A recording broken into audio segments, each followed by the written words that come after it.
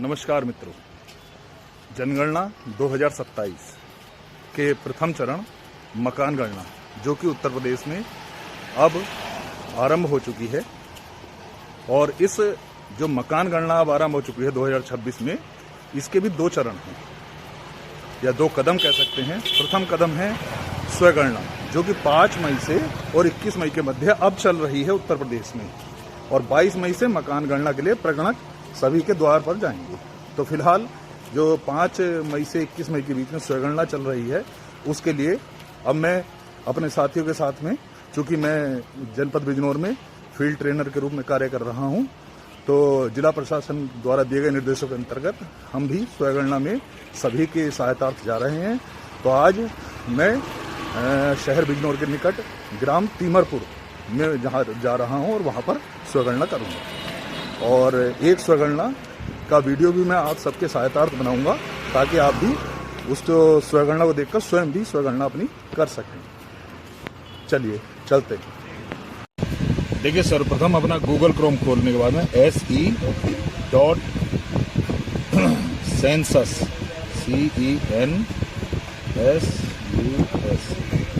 census.gov.in इस पर click करते हैं।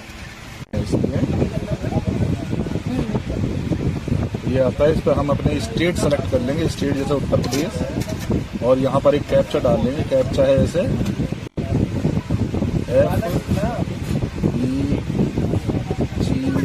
FEGAYT, इस प्रकार ओके करके देखिए स्टेट तो आ चुका है यहाँ, और स्टेट के बाद अगला कॉलम जो है वो है नाम का। तो जैसे अब हम इसमें नाम लिखते हैं, इनका नाम है जोगेंद्र पाल शर्मा, तो लिखते हैं JUGENDRA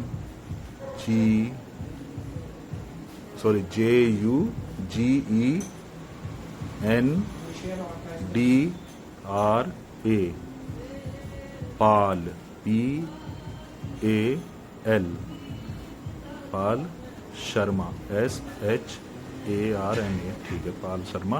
और अब आपका मोबाइल नंबर, चलिए मोबाइल नंबर हम आपका लिखते हैं। तो मोबाइल नंबर चूँकि थोड़ा प्राइवेट होता है, इसलिए मैं इनसे पूछ रहा हूँ, किंतु मैं आपको नहीं बताऊंगा। सेव कर लिया और अब से चलिए आगे भेजते हैं। और आगे मैसेज भेजने पर एक OTP आता है, तो OTP चलिए इसी मोबाइल पर आया है, देखते हैं। और चूँकि ये OTP 6 डिजिट का होता है, वो OTP पुनः उसी विंडो पर जाकर हमने वहाँ पर डाल लिया और 6 डिजिट का OTP डालने के बाद में सेंड करा, लेकिन ये एरर आ गई, फिर एरर आई। अच्छा, अब मेरे दिमाग में आया कि अच्छा, इस बार हमने जो ऊपर भाषा एक दी जाती है हिंदी, तो हिंदी भाषा नहीं दी थी, वो हिंदी भाषा दी। और अब हम देखते हैं, अब हम अगली विंडो पर आ जाते हैं, और जो अगली विंडो है वो है लोकेशन की। लोकेशन सेट करी जाती है कि आपका जो मकान की गणना होनी है इस समय, वो मकान की गणना कहाँ किस लोकेशन पे की जानी है। तो चलिए आगे बढ़ते हैं। तो जैसे अब हम इसमें बढ़ते हैं बिजनौर, और उसका हम पिन कोड भी लिखते हैं 246701, और बाद में लोकेशन पर आते हैं। लोकेशन में सर्च करने के लिए, चूँकि हम तीमरपुर गांव बिजनौर के पास ही है, तो हम बिजनौर डाल देते हैं। बिजनौर ज़रा जल्दी आराम से आता है, तो जैसे ही हमने बिजनौर डालते हैं तो वो 1-2 बारी में, चूँकि मैं आपसे बताऊं थोड़ा सा जो परेशान करता है वो यही करता है, तो बिजनौर डालने पर बिजनौर की लोकेशन आ चुकी है। और हाँ, एक बात और ध्यान देनी, जो यहाँ पर काफ़ी लोग ध्यान नहीं देते, वो लोकेशन इस प्रकार से जब हम जियो मैप से सेट करते हैं, तो इस मैप में कई लोग केवल एक उंगली की सहायता से करते हैं, लेकिन एक उंगली से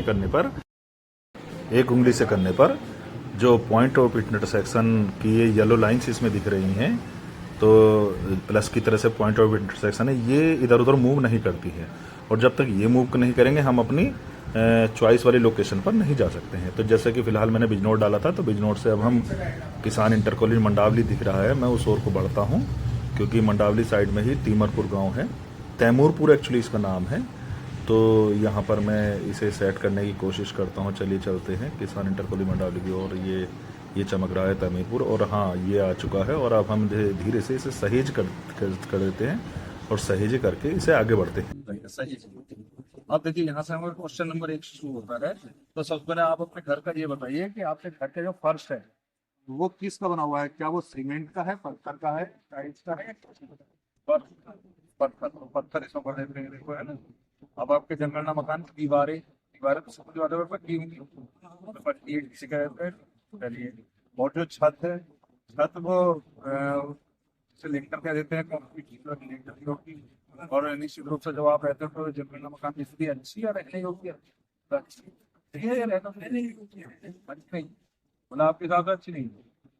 रहने योग्य सामने वो आप बताओ, हम नहीं कह रहे, आप बताइए आपके हिसाब से अच्छी है या रहने योग्य है या बेकार है? रहने योग्य कहाँ? जीर्ण शीर्ण तो नहीं है, मतलब जीर्ण शीर्ण यानी बेकार, तो अच्छी है रहने योग्य? चलिए रहने योग्य।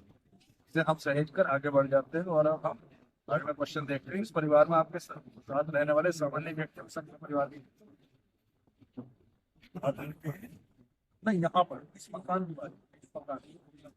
हाँ, हो सकता है आपका लड़का कहीं आउटसाइड हो, उसे छोड़ो। आपके इस मकान में कितना है?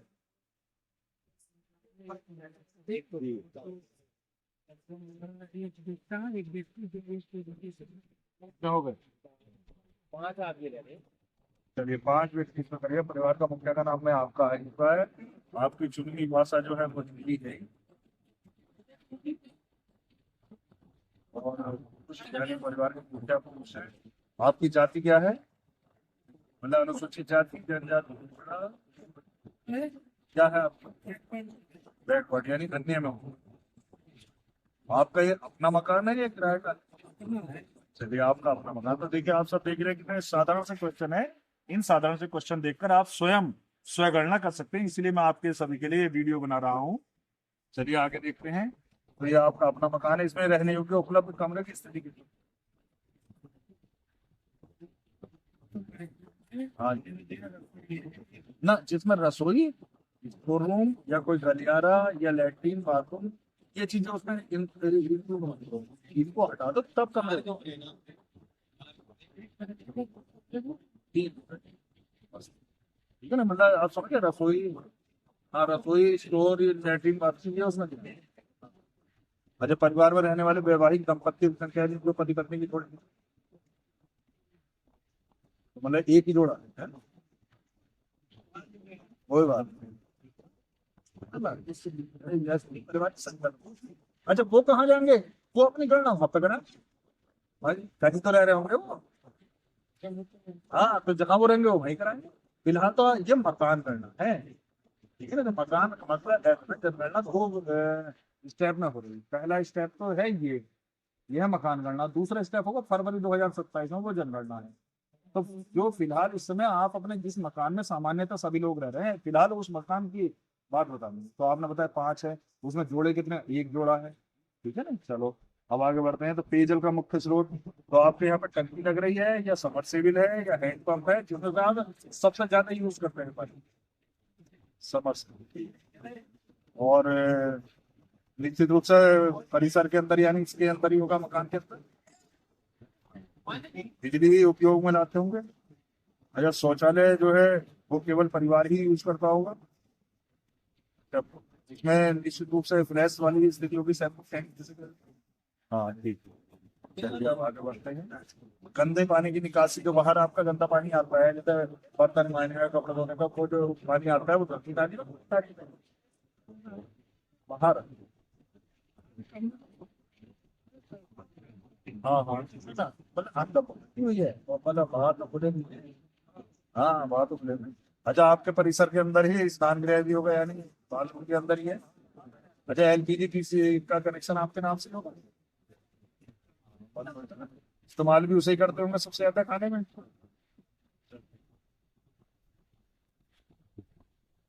प्रकार से आगे बढ़ते हैं और अब लगभग अंत की तरफ आ चुके हैं।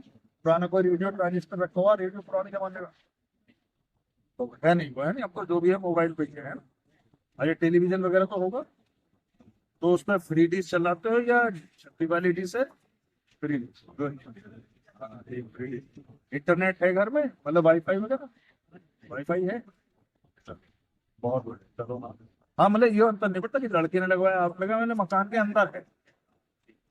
अच्छा लैपटॉप या कंप्यूटर है? लैपटॉप अच्छा कोई लैंडलाइन है? लैंडलाइन मतलब मोबाइल पुराने जमाने वाले वो जो फोन चलते थे, हेलो, पर स्मार्टफोन ही है नहीं सब पे। अच्छा साइकिल और स्कूटर, मोटरसाइकिल, मोपेड और अरे वाह दोनों है, और बहुत बड़े, दोनों पे निशान लगा देंगे। हाँ, सही। कार है? कार चार चार पहिया कोई चीज? हाँ मतलब यहाँ की बात चल रही है, यहाँ पर क्या है? अरे सामान्य सबसे ज्यादा जो है मैं समझता हूँ गेहूं खाया जाता होगा एक साल में, सबसे ज्यादा गेहूं, गेहूं चावल में सबसे ज्यादा तो गेहूं का। बस हो गया ना, तो इतना सही करना था। तो अब ये सब आपका हो गया, ये हमने पुष्टि करे सबमिट कर दिया। और ये जो आप देखो नंबर जो आया है, ये एच वाला नंबर जो है, ठीक है ना, ये कुल मिला के 12 डिजिट है, 1 2 3 4 5 6 7 8 9 10 11, एच सहित 12 डिजिट है। तो जब आपके द्वार पे अब 22 तारीख के बाद और 22 मई के बाद में जो है उत्तर प्रदेश में सभी घरों में हमारे टीचर या कोई भी राज्य के कर्मचारी आएंगे प्रगणक के रूप में, वो आपसे ये कहेंगे साहब हम जो है जनगणना के लिए आए हैं। तो आपको ये कहना कि हमने स्वगणना कर दी, तो वो आप कहेंगे कि लाओ जी हमें एक आईडी देते, आईडी नंबर, रेफरेंस आईडी, तो आपको एच वाला नंबर उन्हें दिखा देंगे। तो इसकी जो है ना देखो, इसकी मैंने ऐसे करके स्क्रीनशॉट ले जाऊँ मैं, ये स्क्रीनशॉट होकर तुम्हारे मोबाइल में आ गया, ठीक है ना? ठीक, तो ये मोबाइल में आ गया तुम्हारे, कहाँ से मिलेगा बता दूंगा, अभी गैलरी होती है, गैलरी में चला गया, ठीक है ना, तो मैं बता दूंगा, ठीक है ना? तो आप सब भी देख सकते हैं, देखिए इस प्रकार से इनका एक रेफरेंस नंबर आ चुका है। इसी प्रकार से एक रेफरेंस नंबर आप सभी का जनरेट हो जाता है। और ये जब भी एक प्रगणक आपके द्वार पर आएंगे, आपको उनको सह सम्मान, भाई सबसे पहले तो भाई देखिए कहने की जरूरत नहीं, भारतीय संस्कृति के अनुसार पानी को पूछना है, चाय को पूछना है, और साथ में उनको रेफरेंस नंबर आईडी उपलब्ध करा देना। इससे आप इन सारे क्वेश्चन से बच जाएंगे, और ये रेफरेंस आईडी वो अपने मोबाइल में सेव कर लेंगे, फीड कर लेंगे, और ये सारे क्वेश्चन के उत्तर जो आपने अभी दिए वो सारे उनके मोबाइल में अपने आप आ, बस बस आपका भी काम आसान, उनका भी काम आसान, ये नंबर। तो आप सबने देखा कितना आसान है स्वगणना करना। इसी प्रकार से मैं आप सभी से रिक्वेस्ट करता हूँ कि 21 मई तक आप सभी अपने अपनी स्वगणना कर लीजिए। बहुत बहुत धन्यवाद।